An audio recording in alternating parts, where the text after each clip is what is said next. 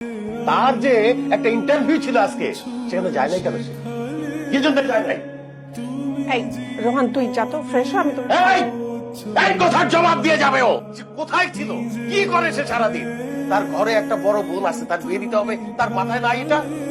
সংসার কিভাবে চলে তার কোনো হিসাব নাই। সংসার যেভাবেই চলুক, আমি তৃতীয় শ্রেণীর কর্মকর্তা হওয়ার জন্য পড়াশোনা করি নাই। তো কি জন্য পড়াশোনা করছেন? বড় অফিসার হবেন, ওইয়া দেখান না, দেখান একটু দেখি, দুই চোখ মেলা দেখি আপনি একটা বড় অফিসার। আপনাকে তো আমি লেখাপড়া শিখাইছি মহল্লায় মহল্লায় মারামারি করার জন্য না। আপনি তো মাস্টার হয়েছেন, মারামারি করেন। মহারাজা খাইতে বসছে নাকি? আচ্ছা, প্রত্যেকটা দিন তোমার খাওয়ার সময় এরকম করতে হবে? হ্যাঁ, মহারাজ না উনি। এই কি করছ? তুই খাওয়া শেষ? তোমাদের কথার জন্য আমার পেট ভরে গেছে, ভাই খাইতে হবে না আমার। তেজ দেখায় আবার, এক প্লেট ভাত কেনার মুরাদ নাই, তুই আবার ভাত নষ্ট করস। ভাত খাবি যা। তো খাওয়াইতে পারবে না, জন্ম দিছো কেন তুমি আমাকে? হ্যাঁ, আমি বলছিলাম জন্ম দিতে, মা জিজ্ঞেস করো জন্ম দিতে কেন? আপু জিজ্ঞেস করতোই। নে খেনে। তোর কি জানাই?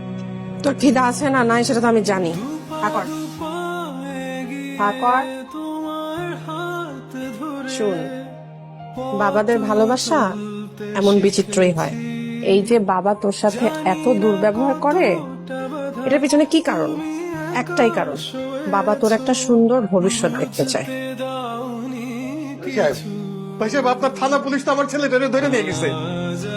আপনার ছেলে একটা মাদক ব্যবসায়ী। কি বলতেছেন ভাই সাহেব? ও কেন মাদক ব্যবসায়ী হইতে যাবে? বাবা, আপনি তো আমার ছেলেটারে চিনেন, আমার ছেলেটা তো এমন না, আপনি একটু বাইরে বুঝায় বলেন না। এখন কাঁদতেছো কেন? আমার কথা তো এই বাড়িতে কেউ শুনে না, ও কানে আমার কথা ঢুকে না। আজকে যদি আমার কথা শুনতো, এই অবস্থা দেখা লাগে না। আমার ছেলের গায়ে আমি জীবনে একটা ফুলের টোকা লাগতে দেই নাই। আমার সেই ছেলেরে অমানুষের মতো পিটাইছে। আমি তোমাকে বুঝাইতে পারবো না আমার ভিতরে কি চলতেছে।